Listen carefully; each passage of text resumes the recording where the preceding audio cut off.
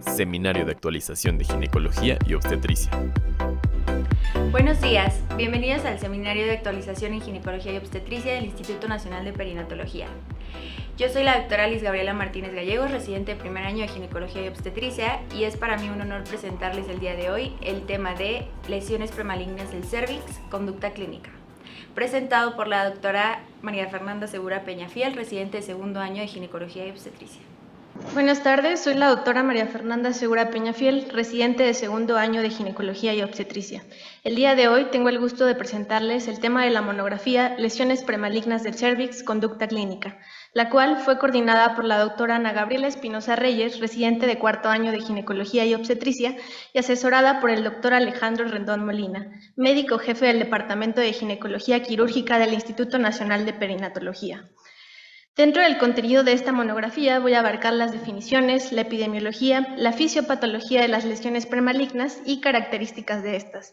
Además, el tamizaje basado tanto en normatividad mexicana y normatividad internacional y la conducta clínica a seguir ante una lesión premaligna. Voy a hablar acerca de los manejos disponibles, tanto ablativos como excisionales. Dentro de los objetivos de esta monografía va a ser definir aquellas lesiones cervicales consideradas como premalignas, conocer los factores de riesgo asociados a las lesiones premalignas del cérvix acorde a relevancia epidemiológica, describir los protocolos de tamizaje descritos en la normatividad tanto mexicana y contrastarlos con la normatividad internacional, delimitar las pautas clínicas posterior a la detección de lesiones premalignas en tamizaje y mencionar las alternativas terapéuticas ante el diagnóstico de una lesión premaligna. Voy a iniciar por definir qué es una lesión premaligna del cérvix, la cual va a ser un conjunto de cambios morfológicos del epitelio cervical, el cual es capaz de producir transformaciones en la arquitectura de las células escamosas, estos asociada a una atipia citológica. Se van a distinguir por respetar la membrana basal y considerarse, por tanto, como preinvasoras. Como tal, dentro de las lesiones premalignas del cérvix vamos a tener, por sus siglas en inglés, ASCUS, son aquellas células escamosas atípicas de significado incierto. ASCAI son aquellas células escamosas atípicas sugestivas de alto grado. AGUS, células glandulares atípicas, y dentro de estas lesiones premalignas vamos a tener las lesiones intraepiteliales de bajo grado y alto grado. Pasando a la epidemiología, vamos a tener que la infección del virus del papiloma humano es una prioridad de salud pública. Se dice que aproximadamente 200 millones de mujeres van a tener virus de papiloma humano, con una prevalencia reportada de aproximadamente el 10%. Hablando por continentes, en Oceanía y África se reporta una prevalencia de hasta un 21%, en Europa un 14% y América-Asia de un 9 hasta un 11%. Hablando en la epidemiología específicamente de México, la prevalencia del virus de papiloma humano se reporta hasta en un 15%, con una incidencia anual del 2.7%, afectando principalmente a mujeres entre los grupos de 31 a 60 años. La lesión intraepitelial de bajo grado tiene una prevalencia de hasta el 5% y las lesiones intraepiteliales de alto grado en México se reportan hasta un 4.42%. De acuerdo al boletín epidemiológico del Sistema Nacional de Vigilancia Epidemiológico hasta la semana 25, se han reportado un total de 15.484 displasias cervicales, siendo la entidad federativa con mayor número de casos reportados la Ciudad de México con un total de 2.610 casos. De secundaria a esto, Veracruz es la segunda entidad con mayor número de casos reportados con un total de 988 y Jalisco con un total de 868.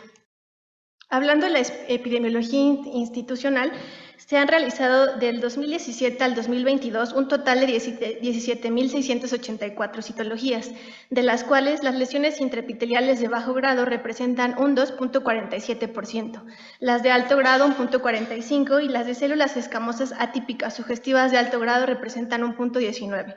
El carcinoma se llegó a representar hasta un 0.6%.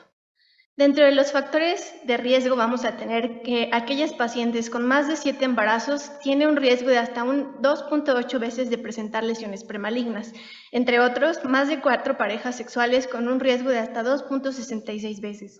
El inicio de la vida sexual antes de los 16 años con un riesgo de 1.7 y el nivel socioeconómico bajo hasta un riesgo de 1.4. El uso de anticonceptivos orales se asocia hasta un 90% de riesgo de presentar lesiones premalignas y el tabaquismo en un 60%. Pasando a la fisiopatología y el agente etiológico asociado a las lesiones premalignas, previo a mencionar la fisiopatología, es importante comprender y recordar algunos aspectos anatómicos, como es que el cérvix va a ser un órgano fibromuscular que tiene unas medidas aproximadas de 4 por 3 centímetros. Este va a ocupar una posición interna y una externa. Su mitad inferior o parte intravaginal se va a encontrar en el extremo superior de la vagina y su mitad superior se encuentra por encima de la vagina en la cavidad pélvica abdominal. Este va a tener la característica de tener 3 regiones principales, la cual va a ser el endocérvix, el exocérvix y el canal endocervical, las cuales entre estas 2 regiones vamos a encontrar una zona de transformación, la cual es de vital importancia en este tema, ya que más del 95% de las neoplasias cervicales se van a originar en esta zona. Hablando específicamente de cada uno de los tipos de tejido, vamos a tener que en el ectocérvix vamos a encontrar un epitelio escamoso, el cual el grosor va a estar influenciado por hormonas. Tiene la característica de ser alto en glucógeno y al momento de valorarlo por vía colposcópica podemos encontrar una superficie lisa rosa tenue. Hablando del endocérvix específicamente, va a ser característico que va a tener un epitelio columnar o cilíndrico, el cual va a secretar moco alcalino. Se dice que tiene un diámetro aproximado de 6 a 8 milímetros. Hablando de la histología específica, el ectocérvix, como previamente mencioné, el epitelio va a tener un epitelio escamoso estratificado no queratinizado. Este se va a componer de aproximadamente 15 a 20 capas celulares, iniciando por la membrana basal, en la cual va a tener núcleos agrandados y posteriormente, conforme va madurando, va a tener el estrato parabasal, el estrato intermedio y el estrato superficial, en la cual podemos ver que los núcleos se van haciendo más pequeños y su alto contenido de glucógeno nos permite que al momento de evaluarlo vía colposcopía va a captar alto contenido de lugol, esto por la misma característica de su alto contenido en glucógeno. Pasando a la histología del endocérvix, el cual tiene un epitelio cilíndrico con una única capa de células cilíndricas, las cuales tienen un núcleo agrandado. Secundaria a esto, también en este epitelio vamos a encontrar que tiene criptas de epitelio cilíndrico, las cuales llegan a medir entre 5 y 8 milímetros. Otra parte importante mencionar es la unión escamocolumnar, la cual está localizada en el punto donde el epitelio escamoso y el epitelio cilíndrico se encuentran. La localización de esta en relación al orificio cervical externo va a ir cambiando de acuerdo a los cambios metaplásicos en la vida de la mujer. Podemos ver en esta imagen que antes de la menarca va a haber una unión escamocolumnar original, la cual se va a localizar cercana al orificio cervical externo. Posteriormente, tras la pubertad y el inicio del periodo reproductivo, por una interacción con las hormonas, va a ir modificando su posición y se va haciendo exocervical. Hacia los 30 años y hacia la menopausia podemos encontrar que esta va a estar en un nivel exocervical. Posterior a la menopausia, esta unión escamocolumnar suele no poder visualizarse. Hablando específicamente de la metaplasia escamosa que va a sufrir este epitelio, después de la pubertad y el periodo reproductivo hay una alta influencia de estrógenos, lo cual va a condicionar que haya una eversión del epitelio cilíndrico hacia el exocérvix, esto conocido como un ectropion, en el cual al momento de que haya un cambio en el contacto con pH básico a un ambiente vaginal donde su característica es que tiene un pH ácido, el epitelio cilíndrico se va a transformar en un epitelio escamoso metaplásico recién formado. También es importante mencionar para este tema que vamos a tener 3 zonas de transformación, en la cual la zona de transformación tipo 1 va a tener su límite interno y se va a visualizar por completo, y la cual estos son completamente exocervicales. El tipo 2 es parcial o totalmente endocervical y se va a visualizar por completo. El tipo 3 es aquella que es parcial o totalmente endocervical y no se va a visualizar por completo. Pasando a qué agente etiológico se va a asociar a las lesiones premalignas, vamos a tener que este es el virus del papiloma humano, el cual es un virus de doble cadena de ADN circular que tiene un tamaño aproximado de 50 a 60 nanómetros. Va a codificar de 7.500 a 8.000 pares de bases. Este virus pertenece a la familia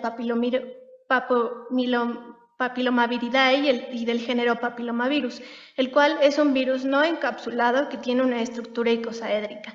Se dice que hay más de 180 tipos de virus de papiloma humano. Este va a codificar de 7 a 8 genes de expresión temprana, los cuales tienen funciones regulatorias de las células infectadas. Va a tener 2 genes de expresión tardía, los cuales van a codificar para proteínas estructurales de la cápsida. Además, va a tener una región larga de control no codificante. La fisiopatología de cómo se va a llevar el virus va a entrar al epitelio a través de microabrasiones, entrando en las células de la zona de transformación, en la cual directamente su origen o el objetivo es llegar a las células basales. Y tiene su objetivo en estas células porque estas células tienen la característica de una alta capacidad mitótica, por lo cual por medio de una proteína que se va a expresar en la cápsula del virus, que es L1, va a sufrir ciertas modificaciones que va a permitir que el virus pueda entrar a la célula.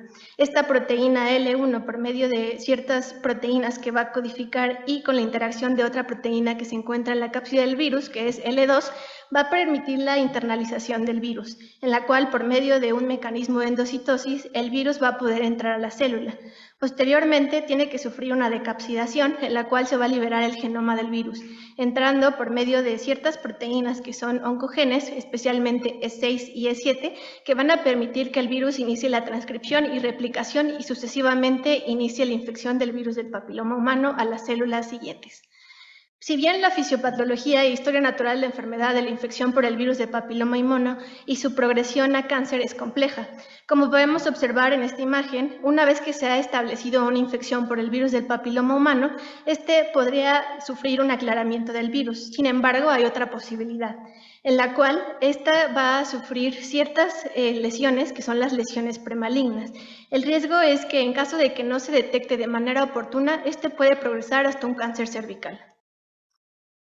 Hablando de las características específicas de las lesiones premalignas, iniciando por el primer grupo, que es aquellas células escamosas atípicas, en el cual en este grupo van a entrar las células escamosas atípicas de significado indeterminado, por sus siglas en inglés ASCUS, las cuales tienen características citomorfológicas con atipia nuclear.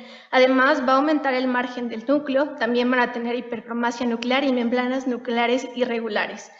Dentro de este mismo grupo van a entrar las células escamosas atípicas en las cuales no se puede excluir una lesión intraepitelial de alto grado, la cual tiene las características que tienen cambios celulares que no descartan que sea una displasia de alto grado. Y se dice que en aquellas pacientes que tienen la infección positiva al virus de papiloma humano, tienen mayor riesgo de progresar a una lesión precancerosa. Dentro de esta otra lesión premaligna vamos a tener las células glandulares atípicas de significado incierto, en la cual tiene una atipia nuclear que excede los cambios reactivos o reparativos, es decir, que no tiene la característica de ser exactamente un adenocarcinoma. Las lesiones intraepiteliales de bajo grado van a tener la característica de presentar coilocitosis y más del 80% de estas van a ser positivas para el virus del papiloma humano. Se caracterizan por tener núcleos grandes, multinucleación y cromatina gruesa. En cambio, las lesiones intraepiteliales de alto grado, que representan alrededor del 3%, tienen una progresión a largo plazo a cáncer invasivo en más del 30% durante 30 años. El patrón que siguen en estas, las displasias intracervicales tipo 2, tienen un patrón de tablero de ajedrez. Las neoplasias intracervicales tipo 3 tienen agregados sincitiales. El informe citológico de las muestras cervicovaginales ha cambiado en las últimas 6 décadas y por lo tanto hay diferentes formas o sistemas de clasificación. Iniciando por el sistema Bethesda, que es el más utilizado, en la cual nos divide entre lesiones intraepiteliales de bajo grado y lesiones intraepiteliales de alto grado, si bien pone una zona gris de interpretación, en la cual entran las células escamosas atípicas, en las cuales entra el ASCUS y el ASHAI. La Organización Mundial de la Salud también pone una clasificación en la cual nos dice que una citología se puede reportar como normal, una displasia moderada, severa o un carcinoma in situ, y la clasificación de Richard que nos pone que son neoplasias intracervicales tipo 1, 2 y 3. La historia natural de la enfermedad nos dice que las neoplasias intracervicales tienen un porcentaje de regresión. Por ejemplo, la neoplasia intracervical tipo 1 tiene hasta un 60% de regresión y un riesgo de progresión a cáncer cervicouterino del 1%. La neoplasia intracervical tipo 2 tiene una regresión de un 40%, pero un riesgo de progresión de hasta el 20%. Una neoplasia intracervical tipo 3 tiene un 33% de regresión, pero una progresión a cáncer cervicouterino mayor al 12%. Iniciando por el tamizaje, voy a mencionar tanto en la normatividad mexicana y la normatividad internacional.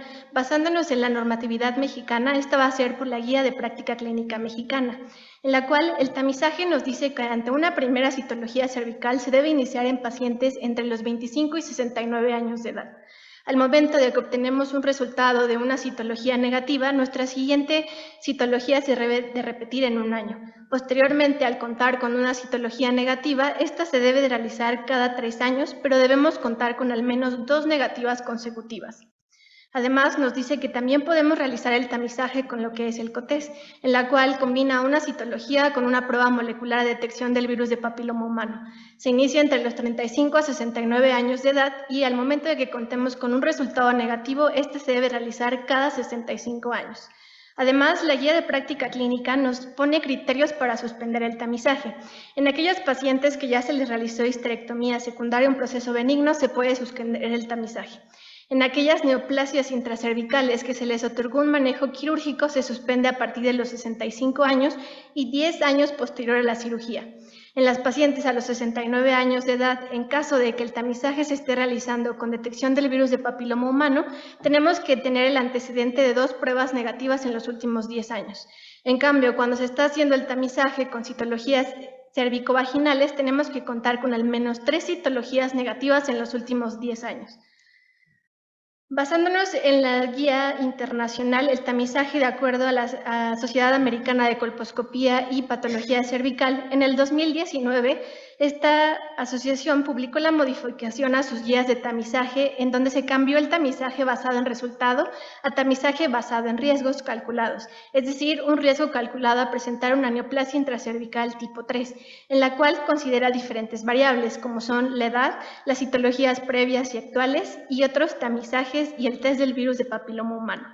Considera diferentes variables en la cual los grupos de edad van a ser divididos en 3 grupos. El primer grupo de edad en aquellas pacientes de 25 a 29 años, entre 30 y 65 años y más de 65 años. Además, considera ciertas situaciones clínicas, es decir, aquella paciente que se va a someter a un tamizaje de rutina, aquella paciente que no ha tenido un tamizaje en los últimos 5 años, una evaluación de una biopsia colposcópica y un manejo de resultado durante la vigilancia posterior a una paciente que ya se sometió a una colposcopía.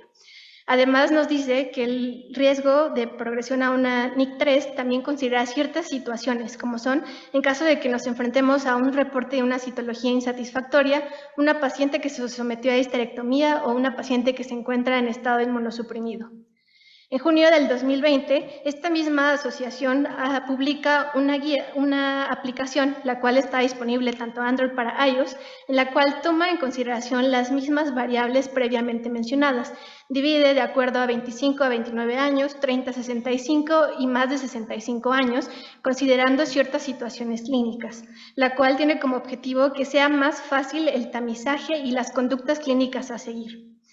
Considerando esto, el tamizaje basado en riesgo se va a calcular con un riesgo inmediato de neoplasia intracervical tipo 3 mayor al 4%. En caso de que este sea así, se debe dar un manejo de acuerdo a riesgo inmediato. Es decir, que en aquellas pacientes con las variables previamente mencionadas se dé un cálculo del 4 al 24%, se debe realizar una colposcopía. Cuando es de 25 a 59%, se debe valorar que sea un tratamiento versus realizar una colposcopía, y en aquellas pacientes que este riesgo sea del 60 al 100%, se debe hacer un tratamiento. Esto siempre va a haber unas excepciones en las cuales las pacientes que son menos de 25 años y embarazadas son un grupo especial. Cuando el riesgo inmediato de desarrollar una neoplasia intracervical no es mayor al 4%, se va a dar un manejo de acuerdo a riesgo a 5 años de desarrollar una neoplasia tipo 3. En la cual, si este riesgo es menor al 0.15%, se va a hacer una revaloración en 5 años. Si es del 0.15 a 0.54 años, la revaloración se hará en 3 años, y si es mayor a 0.55%, la revaloración será en 1 año. La conducta clínica, al mismo forma, va a variar de acuerdo a lo que nos dice la Guía de Práctica Clínica Mexicana, en la cual tanto la normatividad mexicana como internacional va a poner sus principales grupos. Iniciando por la guía de práctica clínica en el grupo de 25 a 34 años, cuando nos enfrentamos con una paciente que entra en este grupo y tiene una lesión intraepitelial de bajo grado, nuestra conducta clínica a seguir será realizar una citología en 1 año. En cambio, si se nos reporta una lesión intraepitelial de alto grado, nuestra conducta clínica a seguir será una colposcopía con toma de biopsia. En este mismo grupo de edad, mencionando todas las lesiones premalignas, en aquellas que se reporte un ASCUS, nuestra conducta clínica a seguir será una citología en 1 año. En aquellas que se reporte un AGUS o un ASHAI, la colposcopía con toma de biopsia será nuestra conducta clínica a seguir. La guía de práctica clínica divide también el siguiente grupo entre 35 y 69 años. Cuando nos enfrentamos con una paciente en este grupo de edad con una lesión intraepitelial de bajo o alto grado, nuestra conducta clínica a seguir será una colposcopía con toma de biopsia. Además, cuando se reporten unas lesiones premalignas, como sea el ASCUS, el AGUS o el ASHAI en el grupo de 35 a 69 años, aquí tenemos que considerar tomar una prueba de detección molecular del virus de papiloma humano, en la cual se debe considerar si el resultado es positivo, nuestra conducta clínica a seguir va a ser tomar una colposcopía con toma de biopsia. En cambio, si este resultado es negativo, se deberá tomar una citología en 1 año. La conducta clínica, de acuerdo a la normatividad internacional, de acuerdo a la Sociedad Americana de Colposcopía y Patología Cervical, basado primero únicamente en la citología cervicovaginal, cuando nos enfrentamos con un resultado de una citología insatisfactoria, tenemos que considerar 2 cosas. Cuando conocemos si la paciente tiene el virus de papiloma humano, este se debe repetir el tamizaje basado en edad después de 2 a 4 meses. Si este sale negativo, nuestra conducta clínica a seguir va a ser un COTES en 1 año. En cambio, si conocemos que la paciente tiene un estado de virus de papiloma humano con un serotipo de alto riesgo como es 16 o 18, nuestra conducta clínica a seguir va a ser una toma de una colposcopía. El grupo de edad va a variar de acuerdo a la normatividad mexicana, pues bien, la Sociedad Americana de Colposcopía y Patología Cervical lo va a dividir en los siguientes grupos. En el grupo de 25 a 29 años, cuando nos encontramos con una lesión intraepitelial de bajo grado, nuestra conducta clínica a seguir va a ser una colposcopía con toma de biopsia. En una lesión intraepitelial de alto grado tenemos que valorar realizar una colposcopía o incluso un tratamiento ya sea ablativo o excisional. Además, dentro de este grupo, en cuando a una paciente se le reporta su citología con ASCUS, tenemos que complementar con una prueba molecular del virus de papiloma humano. En caso de que sea el resultado un AGUS o un ASHAI, la conducta clínica a seguir va a ser una colposcopía con toma de biopsia. El siguiente grupo que nos dice esta sociedad es el de 30 y 65 años, en la cual si tenemos una lesión intraepitelial de bajo grado, nuestra conducta clínica a seguir va a ser una colposcopía con toma de biopsia. Cuando es una lesión intraepitelial de alto grado, tenemos que valorar realizar una colposcopía o un tratamiento. En cambio, cuando tenemos un reporte de una citología con un ASCUS, nuestra siguiente conducta clínica a seguir va a ser una detección del virus de papiloma humano. Cuando son un AGUS o un ASHAI en el grupo de 30 a 65 años, nuestra conducta a seguir va a ser una colposcopía con toma de biopsia. El siguiente conducta clínica va a ser basado en riesgo, lo cual nos dice, de acuerdo a diferentes escenarios clínicos, iniciando por el primero, en una paciente que tenemos entre el 25 a 29 años con un tamizaje de rutina, la aplicación nos va a preguntar si la paciente tiene una prueba molecular del virus de papiloma, en la cual la citología se reporta como normal. Por lo tanto, la aplicación nos va a calcular inmediatamente un riesgo de desarrollar la neoplasia intraepitelial cervical tipo 3 a 5 años de 0.12. Por lo cual, nuestra conducta clínica a seguir va a ser seguimiento a 5 años con una prueba de detección del virus de papiloma humano. En el siguiente ejemplo, cuando tenemos a una paciente entre el grupo de 30 a 65 años que se le va a realizar el tamizaje de rutina, nos va a preguntar si la paciente tiene una prueba molecular positiva al virus de papiloma. En este caso es negativa, pero se reporta una citología positiva para lesión intraepitelial de bajo grado.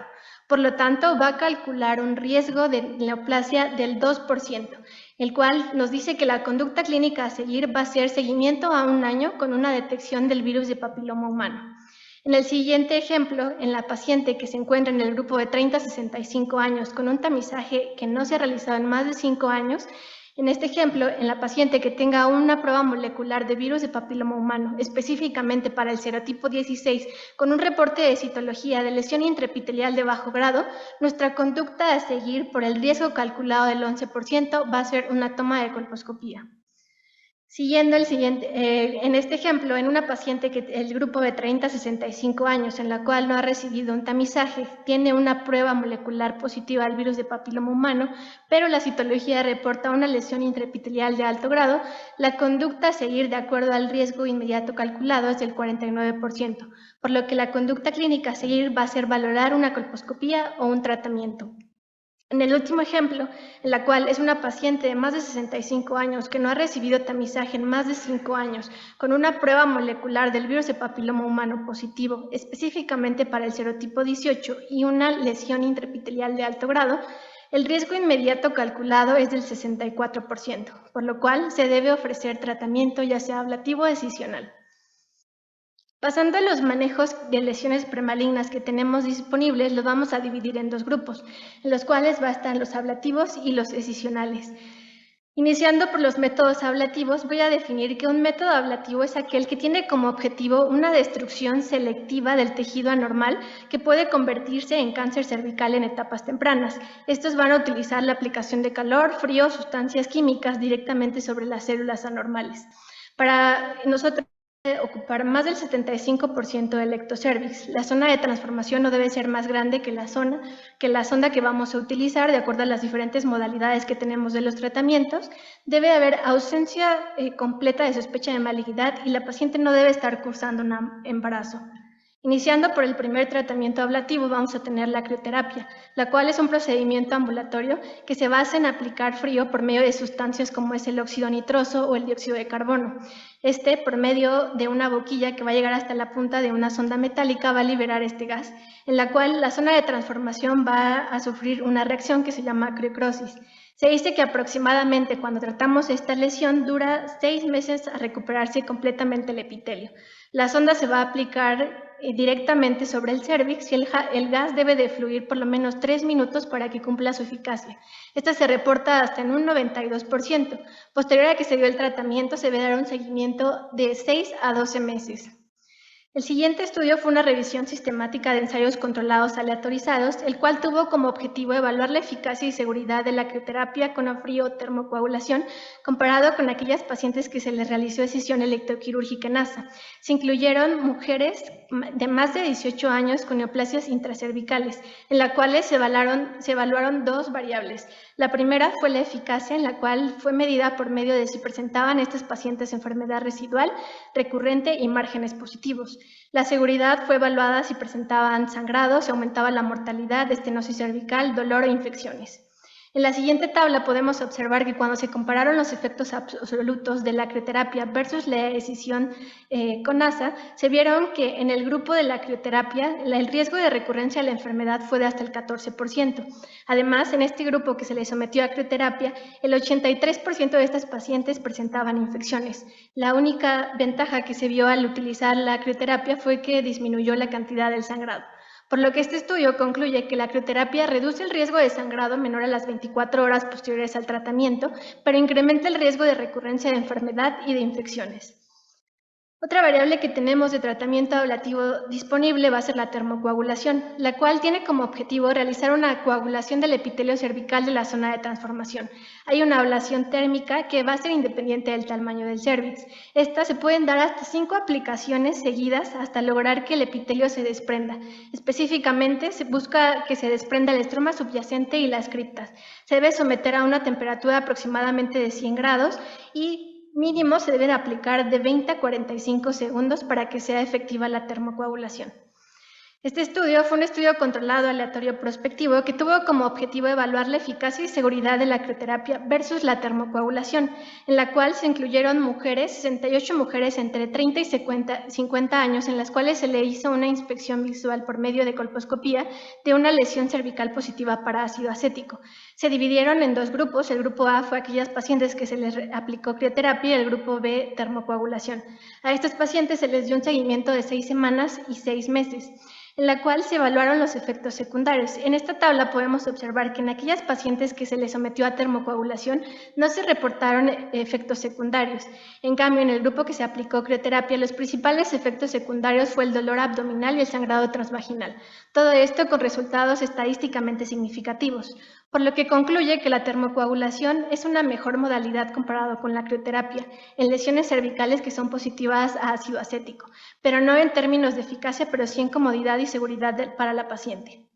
Dentro de otras opciones para los tratamientos ablativos vamos a tener la ablación láser, la cual es por medio del láser de CO2, en la cual al tener contacto el agua en el tejido va a absorber la energía del láser que va a destruir por medio de un mecanismo de vaporización. Se debe someter a una profundidad aproximada de 5 milímetros en el exocervix y de 8 a 9 milímetros alrededor en el endocervix. Se dice que esta modalidad tiene una tasa de éxito de hasta el 96%. El siguiente estudio fue un estudio observacional retrospectivo que tuvo como objetivo evaluar las tasas de citología negativa y prueba del virus de papiloma humano de alto riesgo en aquellas pacientes que se sometieron a tratamiento láser. Se incluyeron mujeres de más de 18 años que tenían una prueba de embarazo negativa, una lesión intraepitelial de bajo grado o una citología que reportaba ascus. Además, aquellas pacientes que tenían una lesión intraepitelial de bajo grado persistente o una infección por virus de papiloma humano de alto riesgo. A estos pacientes se les sometió a una vaporización con láser y se les dio seguimiento de 6 meses con citología, prueba de virus de papiloma humano y biopsia. En la siguiente tabla podemos observar que en aquellas pacientes que se les dio seguimiento específicamente en el grupo de menos de 45 años, la mayoría fueron negativas en las citologías y en las pruebas de detección molecular de virus de papiloma humano.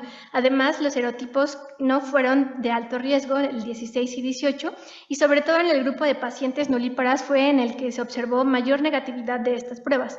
Todo esto con valores estadísticamente significativos, por lo que este estudio concluye que la vaporización con láser de CO2 es un tratamiento ambulatorio sencillo, seguro y exitoso que se puede realizar sin anestesia. Otra opción terapéutica que tenemos van a ser los tratamientos escisionales, los cuales son definidos como aquellos que tienen como objetivo extirpar quirúrgicamente el tejido anormal del cuello uterino que presenta cambios celulares anormales, estos con el objetivo de prevenir la progresión hacia un cáncer invasivo. Igualmente, debe tener ciertos criterios de elegibilidad para nosotros someter a una paciente con un tratamiento escisional, en la cual dentro de estos vamos a tener que si la lesión ingresa al canal cervical o cuando se reporta una colposcopía insatisfactoria se puede someter a la paciente a este tipo de tratamiento. Además, cuando hay una sospecha de lesión invasiva basada en colposcopía, citología o biopsia, se puede ofrecer esta opción terapéutica. Cuando nos reportan un legrado endocervical que sugiere displasia o carcinoma, las pacientes son candidatas a someterse a ese tratamiento. Iniciando por la primera modalidad, que es la decisión electroquirúrgica con ASA, la cual va a ser un tratamiento ambulatorio que solo requiere anestesia local. Este se basa en aplicar una asa delgada de alambre que se fija a un generador de electrocirugía para extirpar el tejido de interés. La corriente va a estar diseñada para lograr un efecto de corte y coagulación simultáneamente. Esto va a depender de acuerdo a las diferentes zonas de transformación que vamos a tener, la profundidad de que se va a someter. Es decir, si hay una zona de transformación tipo 1, el promedio de tejido que se va a extirpar son de 8 milímetros. Si es una zona de transformación tipo 3, de 15 a 20 milímetros. Esta modalidad de tratamiento tiene ciertas modificaciones donde únicamente varía si es con asa, con la aguja de la zona de transformación, en asa grande o incluso con alambre recto. La siguiente opción terapéutica va a ser la conización, en la cual busca el objetivo es hacer una exéresis de una parte del cuello del útero. Principalmente, esta opción terapéutica se puede ofrecer a aquellas pacientes que tienen adenocarcinoma in situ o ya se diagnosticó un carcinoma microinvasivo. En aquellas pacientes que tienen una lesión intraepitelial de alto grado o una zona de transformación tipo 3, se pueden someter a estas pacientes a esta opción terapéutica. Una desventaja es que este va a necesitar de una anestesia regional o general y las pacientes se deben hospitalizar. El siguiente estudio fue un estudio prospectivo abierto que tuvo como objetivo verificar si la vacunación profiláctica después de una conización cervical reducía el riesgo de recurrencia de neoplasias intracervicales tipo 2, en la cual se incluyeron un total de 423 pacientes de 20 a 45 años que tenían el diagnóstico histológico de neoplasias intracervicales tipo 2 y 3, las cuales eran tratadas con conización. Al primer grupo, que fueron 148 pacientes, se les aplicó la vacuna Gardasil 3 dosis al momento de que se realizaba la conización a los 3 meses y 6 meses, y el grupo control, el cual no fue vacunado. En la siguiente tabla podemos observar que al seguimiento con detección molecular del virus de papiloma humano en aquellas pacientes que se sometieron a vacunación fue menor el número de casos positivos en comparación con aquellos pacientes que no se les aplicó una vacuna. Todo esto con valores estadísticamente significativos, por lo que concluye que la administración de la vacuna profiláctica contra el virus de papiloma humano después de que a una paciente se sometió a conización puede reducir el riesgo de recurrencia. Además, podrían usarse de manera efectiva como tratamiento adyuvante después de un procedimiento de escisión. Como conclusiones de esta monografía son: las lesiones premalignas del cérvix van a representar un problema de salud pública que requiere de nuestro absoluto conocimiento para una detección oportuna. Debemos conocer las diferentes clasificaciones al momento de interpretar un reporte de una citología cérvico-vaginal. Además, es de vital importancia utilizar nuevas herramientas que van a simplificar nuestra conducta clínica ante el diagnóstico de una lesión premaligna. Se debe individualizar a cada paciente y decidir acorde a su riesgo la conducta clínica adecuada. Se están estudiando nuevos tratamientos complementarios que puedan disminuir la recidiva de lesiones premalignas del cérvix. Gracias. Agradecemos a la doctora por su excelente ponencia. Nos vemos en el próximo seminario de actualización. Gracias. Instituto Nacional de Perinatología, Ética y Humanismo.